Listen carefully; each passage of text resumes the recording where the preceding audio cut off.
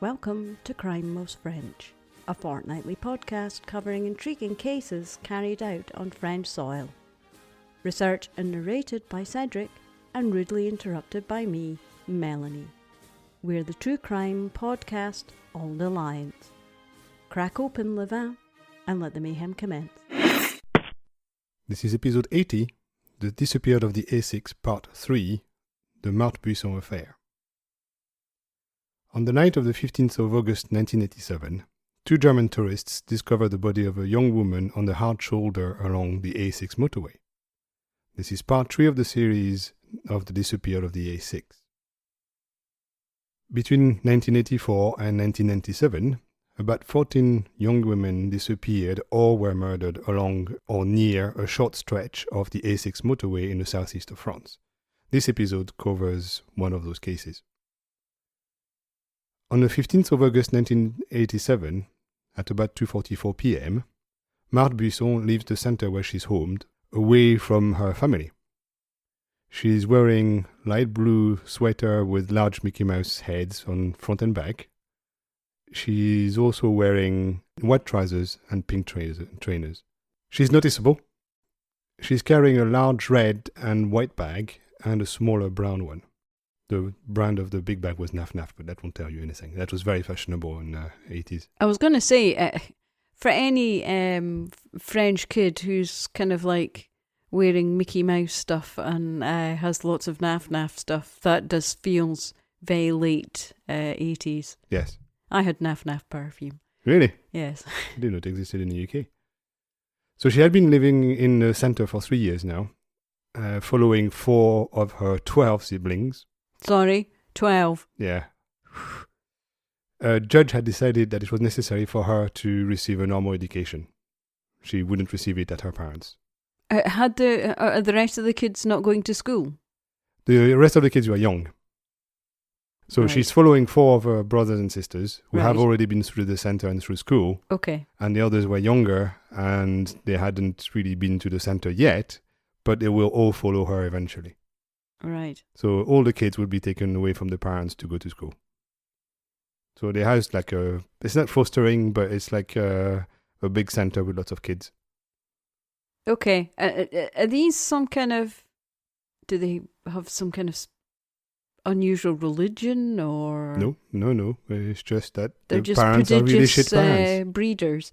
Yes, and Okay. they're really shit at raising their kids. Right. And they need to get a telly or some Netflix or something Yeah. because 13 kids? Whoa. She's stopped on her way and her ID is checked by the gendarmes at the Macon Nord toll barrier. She's not reported missing at the time, Mm-hmm. so they ignore her. So they just stop her, check her ID and let her go. That's, I have touched on this in the past. It's very common. You should always have some form of ID in France. If you're It's coming, compulsory if you're 16 or over, yes. yes, if you're coming across to France on holiday, or you're going to be spending any length of time here, don't leave your hotel or wherever you're Airbnb-ing or whatever. Always take your passport. You could have a real roasting from the gendarmes if you don't have any ID on you. Yes. You'd think that a 16-year-old, she's 16 at the time, hitchhiking on the motorway would be stopped by the gendarmes and taken home. Mm. But at the time, in 1987, unlike today, it wasn't illegal to hitchhike on the motorway.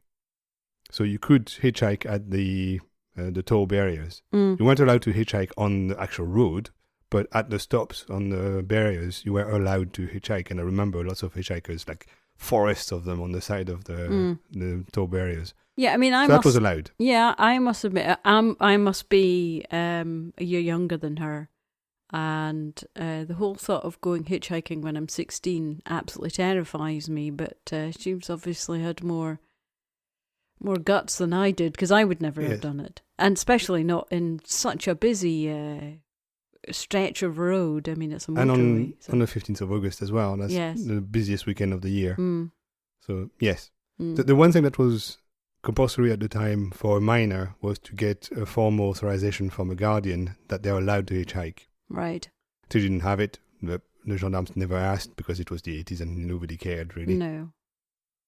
Parenting in the 70s and 80s was a lot Was a lot lot more different relaxed. from now. Yes. Yeah. It wasn't uncommon for her to run away. She had done it already 15 times that year, and we're in August, so twice a month on average. That's how in her head she was exploring the world.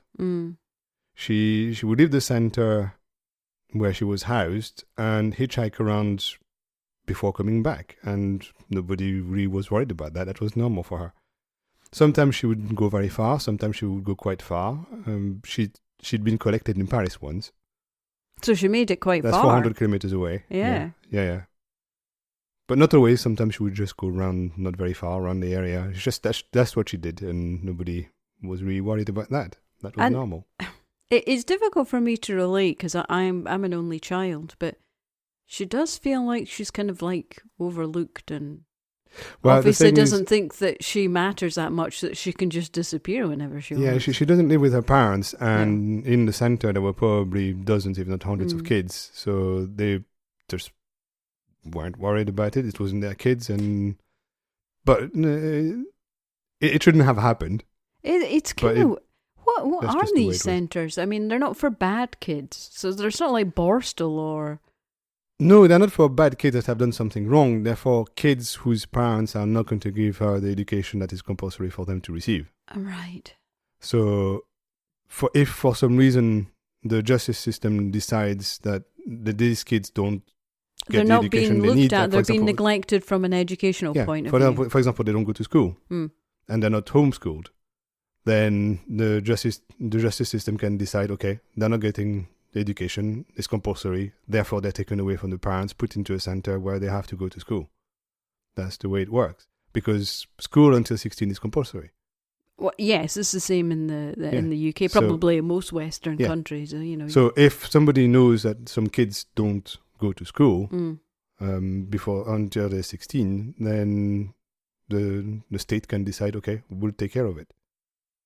And if the parents don't make the kids go to school, then the only way to make it happen is to put them in some kind of center that will keep an eye on them and make sure that they do go to school. And they stay in there 24 hours a day? Yeah, they live there. That's kind of crazy. And she had been there for 3 years at that point. Yeah, I certainly don't know of anything similar when I was a kid, But how would you make kids go to school then in the UK if you can't do it yourself as a state? You would just be put into the foster care system, I guess. But that's not different. It's just that you're not in a family. You're in a center with other kids. It could be an age thing. Maybe when they're 15, 16, they're not put into a family. They're put into a center because they're old enough. Yeah, could be. I don't know. I really don't know that system. Do we know much about the parents? No, not much, no. They're not interested in their kids. So they're interested in... making and them, not doing anything about having lots of kids. Yeah, they just don't care about their kids. Okay. You'll hear about it along the whole story. Right, okay.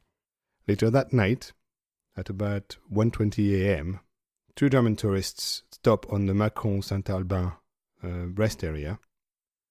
They park near the top of the hill where it's a bit darker because there is a restaurant on the stop and it's very, very bright and it's the middle of the night, so they decide to park a little bit further. Mm-hmm.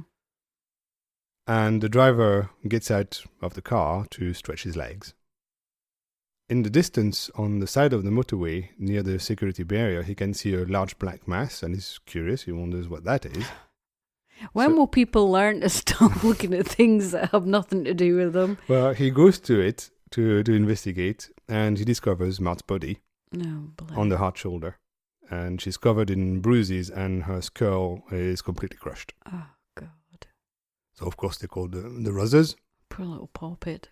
The disappearance is only reported on the day after she disappeared. Right. And it's hard to see why they wouldn't have done it before, because they're supposed to do it within an hour.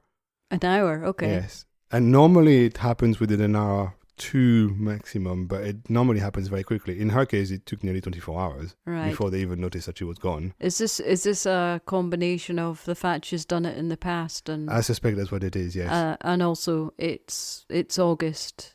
Perhaps they're not as well. Yes, it could be that they're understaffed in August. And because she's done it already 15 times that year, it's just they thought, she's she's coming back tomorrow. She's like a yo-yo. She's like a little bouncing ball. She'll come back. Yes. Yeah.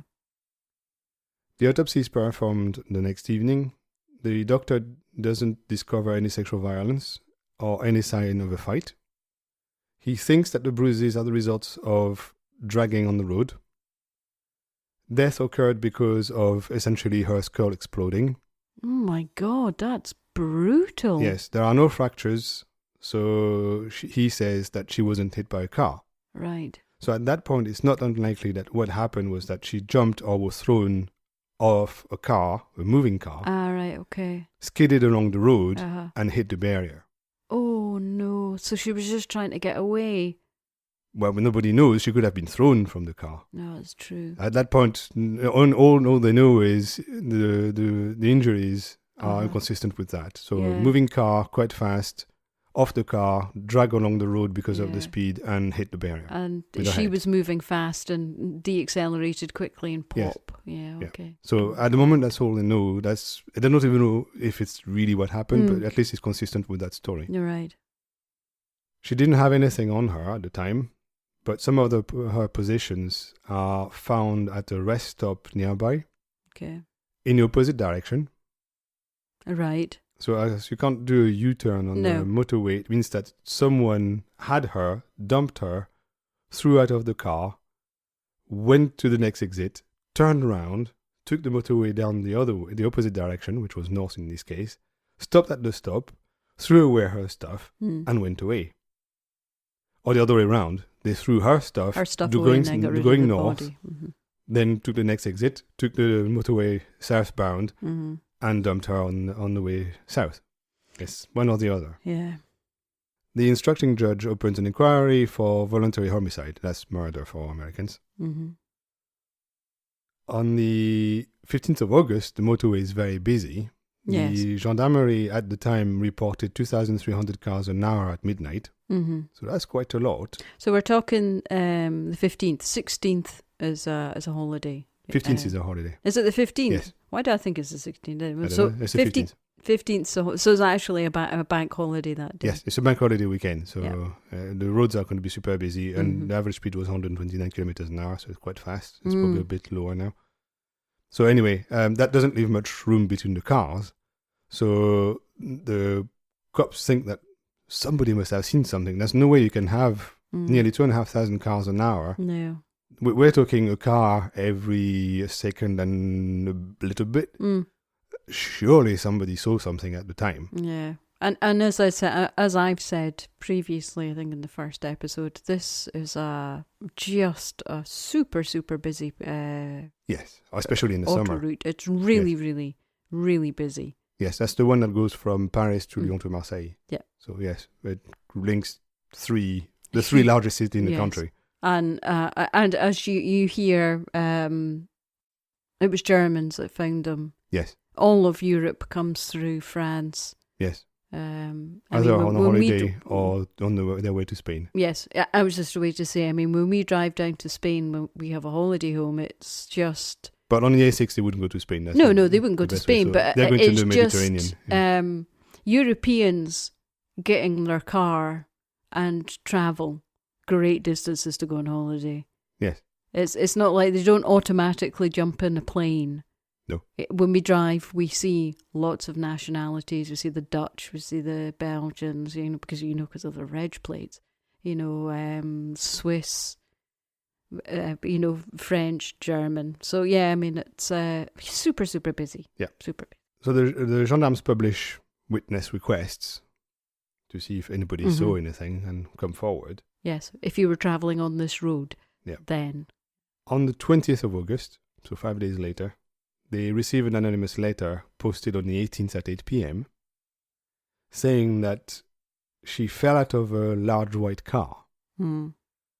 It's written by what the gendarmes think is an older person, possibly an old woman. It contains a reg plate number. So they check it and they discover that it's linked to a green Golf. So not a white to car. A large white car. They interview the owner and he tells them that on that weekend he was in Dordogne. Oh, that's the other side of the country. Yeah.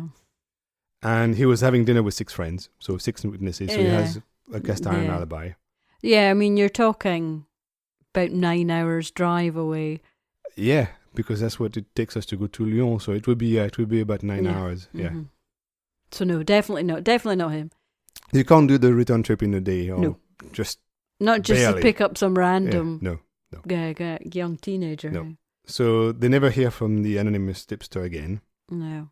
I wonder if that was just a false. Well, they don't know. They don't know if it was the description of the car was wrong, or the reg plate was written down wrong, or somebody was using somebody else's reg plate for some reason. Yeah. They don't know. I mean, call me old-fashioned, but if I had seen what I thought was somebody pushing someone out of a car, I don't think I'd be calmly sitting down noting their reg plate. First of all, I'd be getting in contact with the police. Second of all, I'd be kind of like stopping on the hard shoulder. That's crazy that they just thought, okay, we'll just write down the reg plate. And maybe if they ask, we might tell them in a letter, in one of the slowest forms of communication ever. Seems weird. Yeah. The gendarme pieced together her movements on her last day. And she had been picked up by a white car at the toll barrier, where she was stopped by the gendarmes. It was around 4 p.m. She was northbound at the time. She's seen again at the Tapenas rest stop, which is about 30 kilometers south, at around 7 p.m. And witnesses say that she was with a man about 40 years old, 1.75 meters, darkish skin, dark eyes, dark hair, wearing a dark short-sleeves polo shirt and jeans. Oh yeah, he'll stand out like a sore thumb. Yeah, they made a photo fit to circulate. Okay. So it looks like she went north, then south, then north again, where her bags were found, and finally south again, where her body was found. So she is pinging about like a little rubber ball. Well, she's going up and down the same stretch of motorway over and over again, according to that.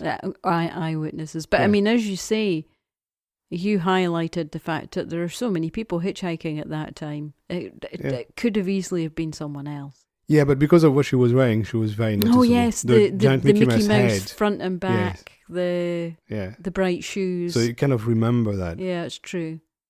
It's only she's 16, but she feels like she's dressing like a 12, 13-year-old. Yes. She seems to be quite, mature-wise. She seems to be quite young. It could also be that she was wearing the clothes she has available at the time. No, it's very true. So it could be somebody else's sad. clothes. It could be, who knows. It might not be hers. What's sad? I wish I hadn't said that now. I feel like an awful person. So during all that time, Marthe's parents are not really affected. That totally infuriates one of her sisters. She was called Dominique, I think. She said that nobody was talking about her at home, and her parents went to the normal routine like nothing happened. And now you can see why she wasn't with her parents. They're odd fish, aren't they? Really? Yeah. Nothing happened for quite a while, and in 1990, the justice system just files the case as unsolved. End of story. Oh, that's just so sad. Somebody slipped through the cracks yet again. Yep. Not some kind of wealthy Parisian young girl. If it had been some young, kind of like beautiful socialite, they would have moved heaven and earth to find out who it was. But just because it's somebody who's, not got the best start in life, well, we tried. Yes. So let's go back to 1987. 2 weeks after Marthe was found dead, on the 2nd of September 1987. That's quite an unusual name. Marthe? Yes. It's an old name. I don't think you would find a Marthe today, but no, it's not. It's not a name. It used to be fairly common. It's not a name I've ever heard. No, you won't find anybody less than probably 80 to be called Marthe now. So it was an old name at the time, it's like Edith and all those names that nobody has today. And plus, I guess when you get to kid number 13, you're starting to kind of running out of names. Yes. So on the 2nd of September 1987, Nathalie Mayer, 18, is murdered. She was working as a seasonal job on the Macon Saint-Albin rest stop as a waitress. So she's in the same area then? She's in the same area at the same time. Her body was found by her sister behind the chip hut where she was working on that day. Oh, the Where they make frites. chips, yes, exactly. That was 87, that was very common. Pommes frites. She had been beaten up on the face with a broomstick and strangled with freezer's paracord. Oh, that's brutal. Strangely, the tail and all the money in it were still there, so it wasn't robbery. Never is robbery. She had been questioned by the gendarmes a week earlier in the Marthe Buisson affair because she was in the area and she potentially was a witness of whoever was with her or her murder. That's a big coincidence. 2 murders in the same place along the same motorway in 2 weeks. The cops were really surprised by that. That wasn't common. So they wonder if they could be linked. Could it be a murderer tying loose ends? Oh, for a witness? Yeah. Maybe he noticed her and came back the week later. Oh, she might have seen her. something. Yeah. As soon as she had spoken to the cops. Yeah, that's a bit suspicious. It's also very strange because 2.5 years earlier, a prostitute was also attacked in the same place and left for dead. She survived to contact the authorities. Right. But she never contacted the police about Marthe's murder when the police tried to contact her to say, okay, you seem to have been in the same place, something similar happened to you, you need to talk to us. Yeah. She never called them back. Oh dear. Well, I mean, let's face it, the police don't exactly treat sex workers very well, do they? No. So at that point we have 2 murders, 2 unsolved, and they've been filed as cold cases at that point because there's just nothing. There's no evidence, there's nothing. It's 1987, so there's no DNA. No, she's not got a cell phone that they can track. Exactly, there's really nothing. There's just witnesses. She's been up and down the road. Yeah. There might have been a guy with her. They might have some kind of description. It might have been a white car. Yeah. That might be just a red herring. It's just... And no security cameras anywhere, whereas here, now there would be cameras everywhere. Yeah, you would know. Yeah, you would be able to see her. The case is essentially dead at that point. In 1994, some witnesses come forward. What were they, kind of like walking over the Alps or something? That's a long time to... It's a bit more complicated than that. Right, okay. It's totally by chance that one of the gendarmes working in Dijon, so down the road, hears from a colleague from Lyon, so the other way up the road, that he heard of a woman who says that her neighbor's husband killed himself in 1987 because of a thing with a girl on the motorway. Right. That's a very odd thing to say. Yes. So when he hears that, he remembers the case of Marthe Buisson that wasn't solved. So he finds the widow and the potential suspect. He's called JC in proceedings. I have no idea what his real name is. JC, okay. Not with the Sunshine Band. That's Casey. 3 weeks after Marthe's murder, he had unexpectedly left the house where he lived with his wife. Right. On his bicycle. And he left behind a letter for his wife. A few days later, the bicycle and his jacket are found near a bridge. Oh, right, okay. And his body is found later floating in the Saône River. Right. He had committed suicide. He was just back from detox in Chamonix. Oh, right, so very far south. Well, in the Alps, far southeast. And he hadn't been the same since he came back. He was closed, he was uncommunicative, he rarely left the bedroom. He had been, according to his wife, reading and rereading a press article about Marthe's death. Oh my God. It's totally him. In his letter to his wife, he announces that he's going to commit suicide, that it's because of an incident with a hitchhiker woman. He also says that he wasn't alone on that day in the car. Oh, right, okay. So he says that some of the patients of the detox center were with him. He doesn't mention their name. Right. And he doesn't mention her name. Right. But could it be Marthe? The gendarme is wondering now. Yeah. Even though at the time he was officially in Chamonix and the rest stop where her body was found was 270 kilometers away, so we're talking 2.5 hours drive away. But it would have been in the right direction for him to be going home, no? No, not really. No, it wouldn't be the right direction to go home. So at the moment, they're just wondering, is there a connection? Right. The gendarmes confirm the dates given by Jesse's window when they visit the Chamonix Center. Mm-hmm. So they check the records. They identify the patients that potentially could have been in the car at the time.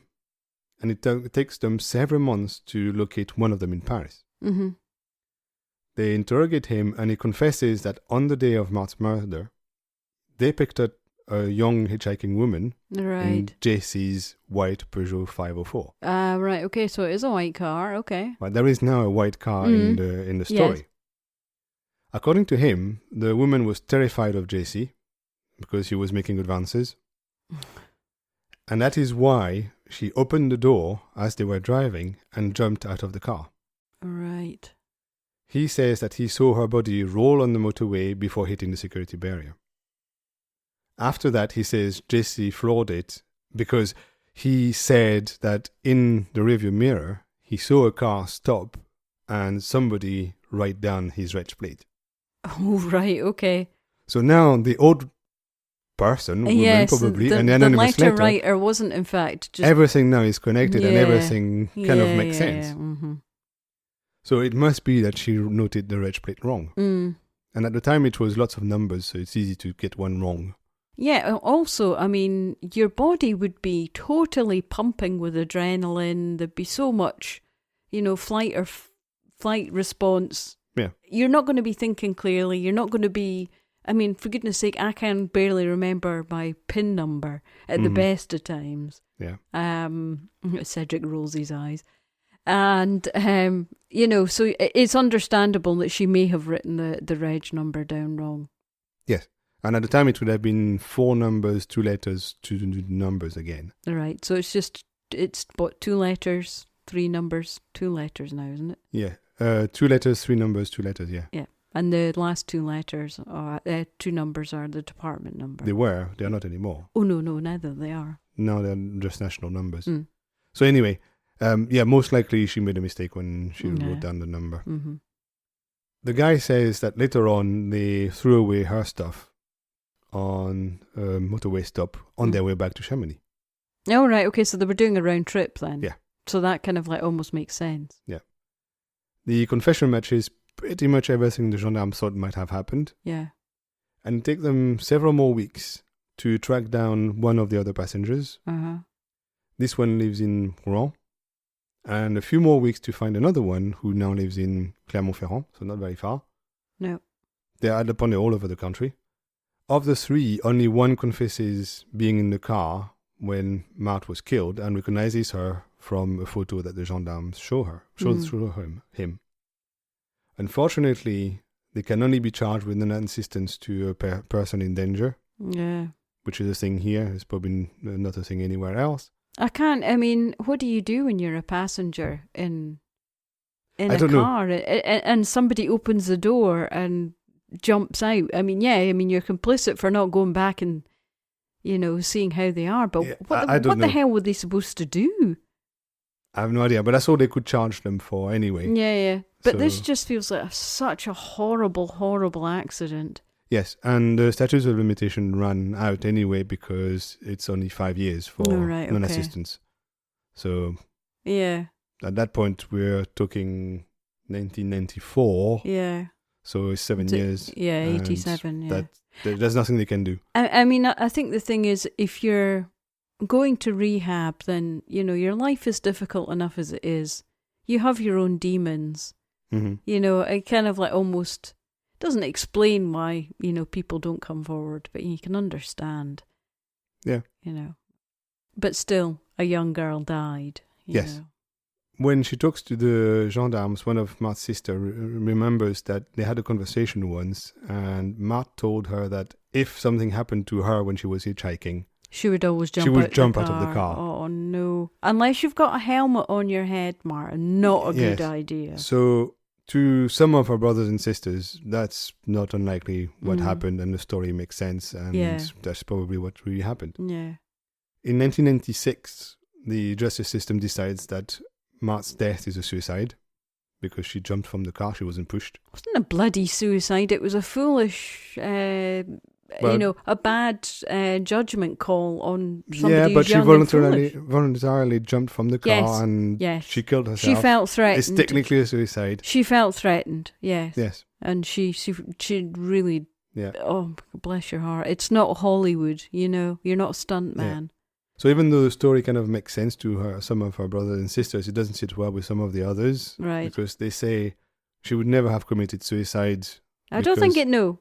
Yeah, I get that. I think she died trying to get away. I don't think she Yes. committed suicide. Yeah. Also, some of her brothers and sisters said that she was calling them regularly and she was always telling them to get away from the house and she would help them. Yeah. And she would eventually come back to get them. Oh, God. So they didn't think that she would just commit suicide without yes, no. saying anything to them or anything like that. No. But of course, it's only technically a suicide Yes. because she killed herself. It's not something she has chosen to do at the time. Yeah, the flight or fight response kicked in and she jumped the wrong way, sadly. Yeah. In 2008, there's some DNA testing done in the other case. The Natalie's Chippy case. Yeah. Chippy. And Pomfret. they collected some DNA from the evidence at the time, Right. and it doesn't match anybody, so they have no idea who So it killed was her. just another sad, there's a lot of people in the area and Yeah, the poor young girl, obviously, Yeah. just, the case is closed as unsolved in 2013. of course. So we have one potentially solved but not gone to trial because the murderer is dead, Yeah. Mm-hmm. and one completely unsolved at the moment, possibly linked with the first one. We don't know. Mm. I mean, if We they've don't know got if JC came back for some reason. We have yeah. no idea. So, I mean, we've got the DNA on, I can't remember what the girl's name was. Natalie. Yes. At the Pomfret place. Yes. And just a horrible, in my mind, a horrible decision to get out of a dangerous situation. And I can never, ever say it enough. Having sat through hours and hours of watching true crime, stop bloody hitchhiking. Yes. Well, you don't see hitchhikers now anyway. No, you But do. Well, you still do. sometimes, very you rarely. still do. And every time I want to stop and say, "You don't know me. I'm not giving you a lift. Try a lift share. Isn't there some kind of blah blah thing you can use that you can kind of like cheaply car share people? Please don't hitchhike it. Yeah. It gives me the vapors. I don't like talking about all this murder. Well, clearly I do because this is our 80th episode. But give me something nice to talk about. So today the cases are followed by the Association Christelle. We talked about it in the 2 previous episodes. The mighty Crystal's mother. Yeah. So they have She's already a gem. solved some of the murders. Yeah. Or helped solve some of the murders. They are hoping to reopen the cases through the new cold case unit that was created a couple of years ago. Uh-huh. But given that the first one, most likely the murderer is dead, they're not going to be reopened. There's no chance it's going to be reopened. And the other one, who knows? I mean, can you really call it a murder? Well, the justice system calls it a suicide, so no. It's not suicide. Because she wasn't killed by someone, she killed herself. Yeah, you can see where the family are upset by that. It's just it's a crap. So I don't think Marthe's case is going to be ever reopened. There's really no reason to reopen it. No. Natalie's, yes, because she was killed by someone clearly with a broomstick and she was strangled. So somebody killed her. Yeah. So maybe they solved that one. A horrible accident. There's nothing in that one No. at the moment. Sometimes the stories are just horrible accidents.